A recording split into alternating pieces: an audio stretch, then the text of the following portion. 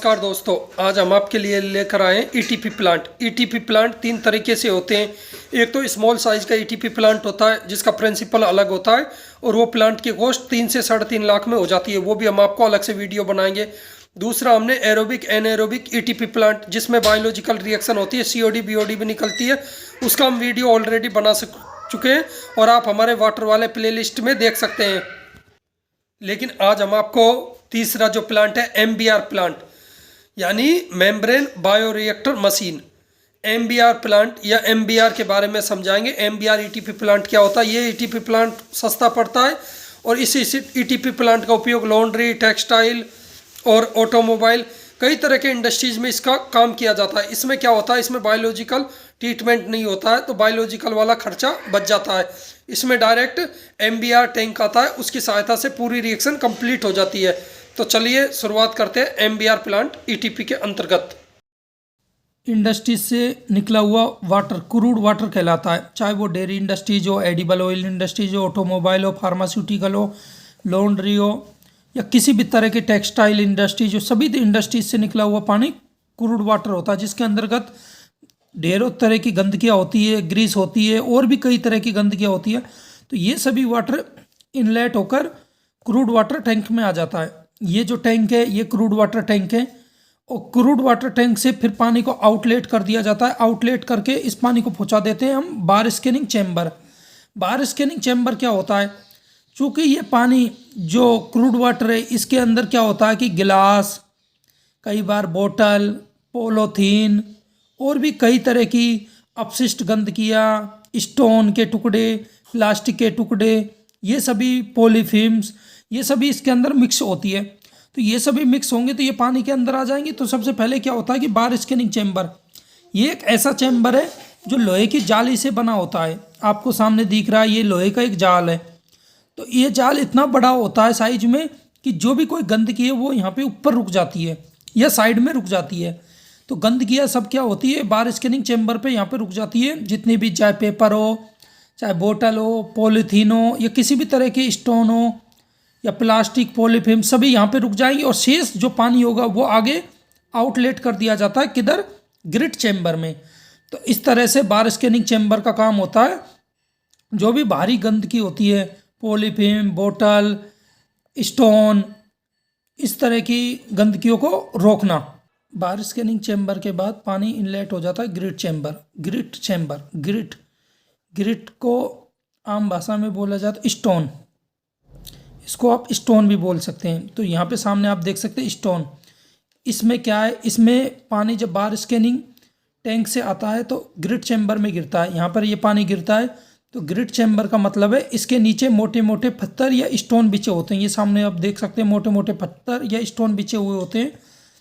ये क्या करते हैं, जो भी पानी के साथ में हैवी पार्टिकल्स आता है यानी भारी पार्टिकल्स होते हैं उनको अपने साथ में नीचे यहाँ पे बैठा लेता है, यहाँ पर नीचे उनको बैठा लेता है अपने साथ में। तो भारी पार्टिकल्स को तो यहाँ अपने साथ में नीचे बैठा लेता है और इन भारी पार्टिकल्स को नीचे बैठाने के बाद में शेष जो पानी होता है वो ऊपर से आउटलेट कर दिया जाता है अगले टैंक, ऑयल ग्रिस टैंक में। ग्रिट चैम्बर से ये पानी अब इनलेट कर दिया जाता है ऑयल ग्रिस टैंक में। क्योंकि जब आप एडिबल ऑयल, डेयरी इंडस्ट्रीज या फिर आप फार्मास्यूटिकल इंडस्ट्रीज, ऑटोमोबाइल इंडस्ट्रीज, जितनी भी लॉन्ड्री इंडस्ट्रीज, जितनी भी इंडस्ट्रीज होती है उनमें क्या होता है पानी के साथ में ऑयल या ग्रीस मिक्स हो जाता है। क्योंकि लॉन्ड्री इंडस्ट्रीज की बात करें तो कपड़ों के अंदर जो तेल या चिकनाहट निकलती है वो यहाँ पे आ जाती है। और जब हम एडिबल ऑयल में सॉल्वेंट, रिफाइनरी प्लांट, इनकी बात करें तो उनमें TFM और जो वॉश वाटर होते हैं और भी कई तरह के DO मिक्स हो जाते हैं, वो सभी यहाँ पे आ जाते हैं। डेयरी की बात करें तो उनके दूध, दही, पनीर, घी, छाछ, इन सभी के जो घी के वसा, फैट होती है, चिकनाहट होती है, वो सभी यहाँ पे आ जाती है। तो यहाँ पे क्या होता है, ग्रिट चैम्बर से आउटलेट करके अब पानी ऑयल ग्रिस टैंक में पहुँचता है। जब हम रिफाइनरी प्लांट का उपयोग करते हैं या फिर अन्य प्लांटों का उपयोग करते हैं तो उसमें जो वॉश वाटर होता है जो ऑयल ग्रिस में मिक्स होकर पानी यहाँ पे आ जाता है। तो इस टैंक में हम इसमें ऑयल ग्रिस को रिमूव करते हैं, इसमें हम ऑयल ग्रिस को रिमूव करते हैं। इस टैंक का सिद्धांत है कि ऑयल ग्रिस की डेंसिटी यानी घनत्व कम होता है। आपको पता है ऑयल ग्रिस की डेंसिटी होती है, घनत्व होता है वो कम होता है, और पानी की जो डेंसिटी होती है यानी घनत्व होता है वो ज़्यादा होने के कारण तेल और ग्रीस टैंक में क्या होता है, हमेशा ऊपर की ओर तैरने लग जाते हैं। पानी की डेंसिटी यानी घनत्व ज़्यादा होने के कारण तेल ग्रीस कहाँ पे, ऊपर की ओर तैरेंगे। जब ऊपर की ओर तैरेंगे तो हम इसको मैकेनिकल प्रोसेस से रिमूव कर लेते हैं। मैकेनिकल प्रोसेस में क्या है, एक पट्टा लेते हैं, पट्टे की सहायता से निकाल लेते हैं, या फिर ऊपर ऊपर होंगे तो आप मग या बाल्टी की सहायता से भी रिमूव करके एक अलग से आप एक ड्रम रख लीजिए या टैंक रख लीजिए, उसमें आप इकट्ठा कर लीजिए। इसके लिए अगर आपके पास बड़ा प्लांट है 10 KL का या 5 KL का प्लांट है, यानी 10,000 लीटर या 5,000 लीटर कैपेसिटी का ईटीपी प्लांट है, तो आप इसके लिए एक मशीन आती है, वो मशीन इस तरह से चलती जाती है और पट्टे में से जो भी तेल ग्रीस ऊपर की तरफ होती है उनको यहाँ से रिमूव बाहर कर लिया जाता है। अनेक लोगों की समस्या आती है कि हमारे जो प्लांट है ईटीपी प्लांट, उसके एरिएशन टैंक में झाग आता है, झाग यानी फोमिंग की प्रॉब्लम आती है। जो फोमिंग की जो प्रॉब्लम आती है वो इसी के कारण आती है। सबसे ज़्यादा फोमिंग की प्रॉब्लम तो यहीं पे आपकी सोल्व हो जाती है अगर आप ऑयल ग्रीस टैंक में से अच्छे से ऑयल ग्रीस को रिमूव कर लेंगे। और अच्छे से रिमूव करने के बाद जैसे आप पानी को आउटलेट करते हैं इक्विलाइजेशन टैंक में, तब यहाँ से आप एक सैंपल उठा लीजिए और सैंपल उठा के लैब में ऑयल ग्रीस के लिए भेज दीजिए। अगर आपकी ऑयल ग्रीस 10 mgl यानी 10 मिलीग्राम पर लीटर आती है तो ठीक है, अगर इससे ज़्यादा परसेंटेज आ रही है तो आपको वापस से पानी को वापस से रिसर्कुलेट करके रिमूव करना है, क्योंकि नहीं तो ये पानी बाद में आपको प्रॉब्लम देगा और आपके फोमिंग और अन्य प्रॉब्लम आगे जाकर आएगी। फिर आप बताओगे कि हमारे प्लांट में ये प्रॉब्लम आ रही है, वो प्रॉब्लम आ रही है। तो अगर आप ऑयल ग्रीस टैंक में इस तरह से काम नहीं करते हैं तभी ये फोमिंग की यानी झाग की प्रॉब्लम आगे ईटीपी प्लांट में आती है। और ये काफ़ी लोगों की प्रॉब्लम होती है, काफ़ी लोगों के हमें कमेंट्स और फ़ोन आते हैं इस प्रॉब्लम के बारे में कि हमारे ईटीपी प्लांट में फोमिंग की प्रॉब्लम आ रही है। तो उसका पहला कारण ऑयल ग्रीस टैंक भी है। तो यहाँ पे अच्छे से ऑयल ग्रीस को मैकेनिकल प्रोसेस या फिर आप मशीन प्रोसेस या फिर हैंड से भी बाल्टियों के द्वारा इसमें रिमूव करना है। जैसे ही आप ऑयल ग्रीस को रिमूव कर लेते हैं उसके बाद में क्या होगा, जो भी पानी बचेगा शेष पानी को आप आउटलेट करके इक्विलाइजेशन टैंक या कलेक्शन टैंक या इक्विलाइजेशन टैंक में आप पहुंचा देंगे। अब ऑयल ग्रीस टैंक से पानी आउटलेट कर दिया जाता है, पानी आ गया इक्विलाइजेशन टैंक या कलेक्शन टैंक। इसको आप कुछ भी नाम दे सकते हैं, इक्विलाइजेशन टैंक नाम दे सकते हैं, कलेक्शन टैंक नाम दे सकते हैं। इसमें बेसिकली क्या होता है, यहाँ पर एक मोटर लगा दी जाती है, मोटर में इस तरह का एक विलोडक होता है, विलोडक का मतलब इस तरह से मोटर होता है, उसमें इस तरह से 3 शाफ्ट या फिर ब्लेड बोल सकते हैं इनको, जैसे आप छाछ की जो मशीन होती है उसमें इस तरह के ब्लेड होते हैं, उस तरह का ये सिद्धांत में कार्य करता है मिक्सिंग करने का।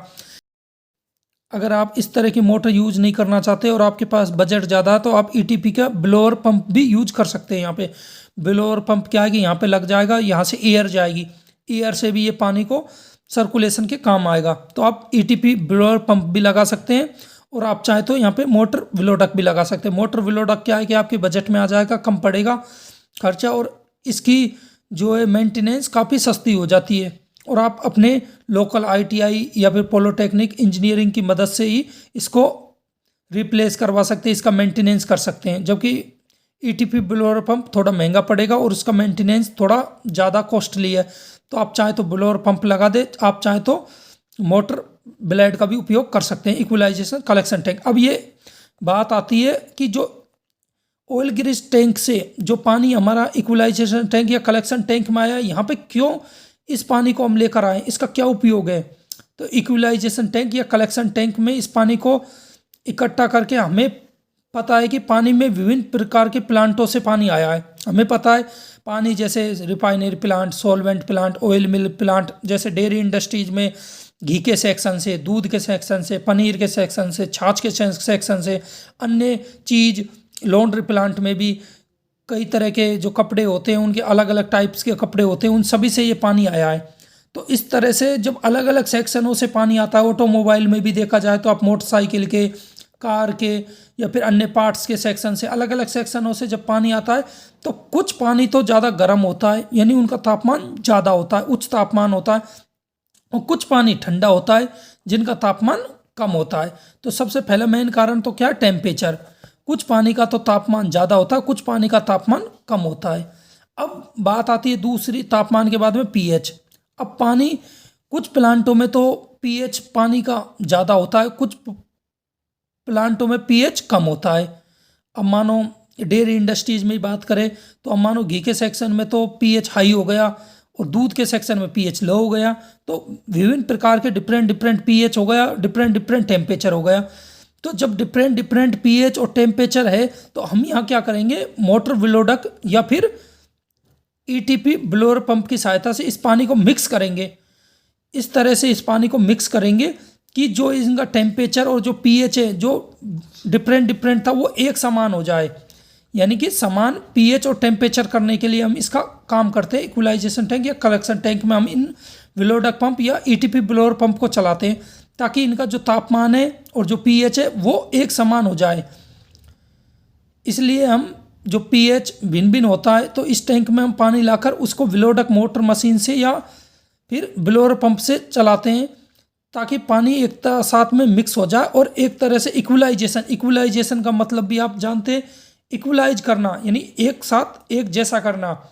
इसमें जब एक समान हो जाता है तो हमें आगे किसी तरह की प्रॉब्लम नहीं आती है, टेस्टिंग करने में भी नहीं आएगी और इसमें हमें पता भी लग जाएगा कि इसका टेम्परेचर कितना है, पीएच कितना है, जो एक समान होने के बाद में हमें आगे सुविधाएं होंगी। तो इस तरह से यहाँ पे हम पीएच और टेम्परेचर एक समान कर लेते हैं। इसके बाद में इस पानी को आउटलेट कर देते हैं न्यूट्रलाइजेशन टैंक में।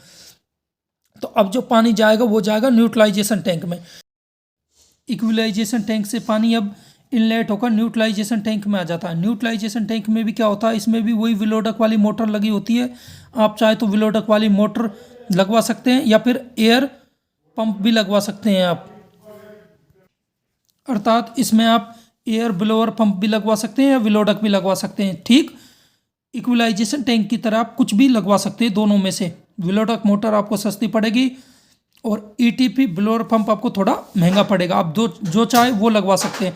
तो इसमें क्या होता है, जब पानी न्यूट्रलाइजेशन टैंक में आ जाता है तो यहाँ पे अब हमें पानी को न्यूट्रलाइज करना है, क्योंकि यहाँ पे इक्वलाइजेशन टैंक में तो हमने क्या किया था, उसका पीएच और टेम्परेचर दोनों को समान कर लिया था और पानी को न्यूट्रलाइजेशन टैंक में भेज दिया है। अब न्यूट्रलाइज हम किस प्रकार से पानी को करेंगे, इसके लिए हम क्या है कि इसमें 3 तरह के हम केमिकल उपयोग में लेते हैं। जब आप ऑपरेटरों से बात करेंगे तो ऑपरेटर हमेशा आपको चूना, एलम और HCl या H2SO4 केमिकल की सलाह देते हैं, लेकिन ये एक सही मेथड नहीं है। जो ईटीपी प्लांट के ऑपरेटर डालते हैं, चूना डालते हैं, एलम डालते हैं और HCl और H2SO4 डालते हैं। हम यहाँ पे उपयोग में लेंगे साइंटिफिक मेथड। साइंटिफिक मेथड में क्या है, एलम लाई पॉलीबैक्स केमिकल, जिससे pH 7 और 7.05 के बीच में हो सके। हमें pH को मेंटेन करना है, न्यूट्रलाइज करना है 7 और 7.05। इसके लिए हम एलम, सबसे पहले हम जानते हैं एलम क्या होता है। एलम एक ऐसा केमिकल है जो पानी में उपस्थित सेडिमेंट का नाम सुना होगा आपने। तेल में सेडिमेंट होते हैं, घी के अंदर सेडिमेंट्स होते हैं। इसी तरह से पानी में जो सेडिमेंट होते हैं या सलज होती है, उनको फाड़कर छानने का काम करता है। तो अब जब भी हम एलम केमिकल डालते हैं तो एलम केमिकल क्या करता है, पानी में उपस्थित सेडिमेंट या सलज को फाड़कर छानने का काम करता है। इसके बाद में अगला केमिकल आता है लाई केमिकल को हम क्यों डालते हैं, लाई केमिकल को हम इसलिए डालते हैं क्योंकि ये पीएच मेंटेन करने का काम करता है। जो हमारा पीएच 7 और 7.05 है उसके बीच में लाने का काम करता है, यानी एसिड बेस को एक समान करके 7 और 7.05 के बीच में लाता है। लाई केमिकल पीएच को मेंटेन करने का काम करता है, क्योंकि अगर एसिड है तो पीएच 7 से नीचे चला जाता है, बेस है तो पीएच 7 से ऊपर चला जाता है। तो ये क्या करता है, न्यूट्रलाइज काम करता है। कुछ लोग क्या करते हैं, लाई केमिकल की जगह यहाँ पर HCl या H2SO4 जैसे हैवी केमिकल्स का उपयोग करते हैं। तो हमें हैवी केमिकल्स HCl या H2SO4 का उपयोग नहीं करके लाई केमिकल का उपयोग करना चाहिए पीएच मेंटेनेंस के लिए। उसके बाद में जो तीसरा केमिकल है पॉलीबैक्स केमिकल। पॉलीबैक्स क्या करता है, ये पॉजिटिव और नेगेटिव चार्ज करके जो हैवी पार्टिकल्स होते हैं यानी भारी पार्टिकल्स होते हैं उनको नीचे सतह पर बैठा देता है। यानी पॉलीबैक्स केमिकल जैसे आप मिक्स करते हैं तो जो भी पॉजिटिव नेगेटिव चार्ज होता है पानी में, उनको पानी को पॉजिटिव या नेगेटिव दोनों चार्ज करके जो हैवी पार्टिकल्स यानी भारी पार्टिकल्स होता है उनको नीचे सतह पर बैठाने का काम पॉलीबैक्स करता है। इस तरह से हमें ईटीपी प्लांट में एलम, लाई और पॉलीबैक्स का इस्तेमाल करते हैं। इसके अलावा कुछ कंपनियां क्या करती है, ईटीपी प्लांट में फिटकरी, चूना, पॉलीबैक्स भी डालती है। यानी वो फिटकरी का उपयोग करते हैं, चूने का उपयोग करते हैं और पॉलीबैक्स का उपयोग करते हैं। लेकिन कुछ कंपनियां एलम लाई पॉलीबैग्स का भी उपयोग करती हैं। तो आपको जो अच्छा लगे वो आप कर सकते हैं। आप चाहे तो फिटकरी चूना पॉलीबैग्स का उपयोग कर सकते हैं, आप चाहे तो चूना एलम HCl H2SO4 का उपयोग कर सकते हैं, आप चाहे तो हमारा साइंटिफिक मेथड एलम लाई पॉलीबैग्स का उपयोग कर सकते हैं। हमें pH 7 से 7.05 के बीच में करना है। साथ में हमें pH मेंटेन करना है, हमें सलज को फाड़ने का काम करना है, हमें उसके हैवी पार्टिकल्स पे पॉजिटिव नेगेटिव चार्ज डाल के उसको जो सलज के हैवी पार्टिकल्स हैं उनको नीचे बैठाने का काम करना है। इस तरह से हमें तीनों काम न्यूट्रलाइजेशन टैंक के अंतर्गत करने हैं। न्यूट्रलाइजेशन टैंक में pH को मेंटेन करने के लिए हम इस तरह से केमिकल मिलाते हैं। फिर इसके बाद में हम पानी को आउटलेट करके कोरुगेशन टैंक में पहुंचा देते हैं। 7A कोलग्रेशन टैंक में पानी आने के बाद में इसको आउटलेट कर दिया जाता है MBR टेक्निक प्लांट में। MBR प्लांट क्या होता है, और MBR प्लांट से आउट कर दिया जाता है वाटर टैंक में, वापस से फिर पानी को उपयोग में लिया जाता है। MBR यानी मेम्ब्रेन बायोरिएक्टर मशीन होती है ये, जो आपको सामने दिखाई दे रही है। इसमें एक वैक्यूम पंप भी जुड़ा हुआ होता है। ये थोड़ा इसलिए कॉस्ट पड़ता है क्योंकि इसमें वैक्यूम पंप भी जुड़ा होता है। कुछ नहीं होता इसमें, ये जब इसमें गंदगी आती है तो वैक्यूम द्वारा बाहर की ओर खींच ली जाती है और गंदगियों को बाहर छोड़ दिया जाता है। जितनी भी गंदगी होती है माइक्रोन में, नैनो माइक्रोन में गंदगियों को बाहर छोड़ दिया जाता है। साफ पानी वापस से वाटर टैंक में कलेक्ट कर लिया जाता है। फिर इसी पानी को वापस से लॉन्ड्री प्लांट टेक्सटाइल प्लांटों में उपयोग में दे लिया जाता है। मेम्ब्रेन प्लांट में क्या होता है, मेम्ब्रेन बायोरिएक्टर में इसमें एक सपोर्टिंग स्ट्रक्चर होता है, इनलेट आउटलेट। मेम्ब्रेन में वैक्यूम होता है, वैक्यूम पंप द्वारा पानी की जो भी आउटलेट और इनलेट में जो गंदगी होती है वो मेम्ब्रेन से चिपकी रह जाती है और वैक्यूम पंप द्वारा ये बाहर की तरफ आ जाती है। फिर गंदगी जब बाहर की तरफ आ जाती है तो हम इसमें एयर देते हैं। एयर के कारण जो ठोस गंदगी होती है वो नीचे इकट्ठी हो जाती है और फिर हम उसको साफ कर लेते हैं। शेष पानी को वाटर टैंक में पहुंचा देते हैं। जैसे आप देख सकते हैं इस तरह से ठोस गंदगी बाहर की तरफ जम गई। अब यहाँ पे हम एयर देंगे। ये क्यों जमी थी, जब हमने वैक्यूम पंप चलाया तो ये गंदगियाँ बाहर की तरफ आ गई, और जब हम यहाँ एयर देंगे तो ये ठोस गंदगियाँ नीचे आ जाएंगी और मेम्ब्रेन हमारा क्लियर हो जाएगा। फिर हम ऐसे इस मेम्ब्रेन टेक्निक के माध्यम से, जो ये टेक्निक है इसका प्रिंसिपल तो बहुत बड़ा है, लेकिन हम इतना बड़ा प्रिंसिपल आपको समझाएंगे नहीं। इसलिए नहीं समझाएंगे क्योंकि आप एक ETP ऑपरेटर बनने जा रहे हैं, तो आपको इतना सिंपल में समझाएं कि आपको समझ में आ सके। ये एक स्ट्रक्चर होता है, और आपने कपड़ा देखा हो, जैसे आपने सूती कपड़े देखो, उसी तरह से ये मेम्ब्रेन फिल्टर वाला बायोरिएक्टर वाला कपड़ा होता है।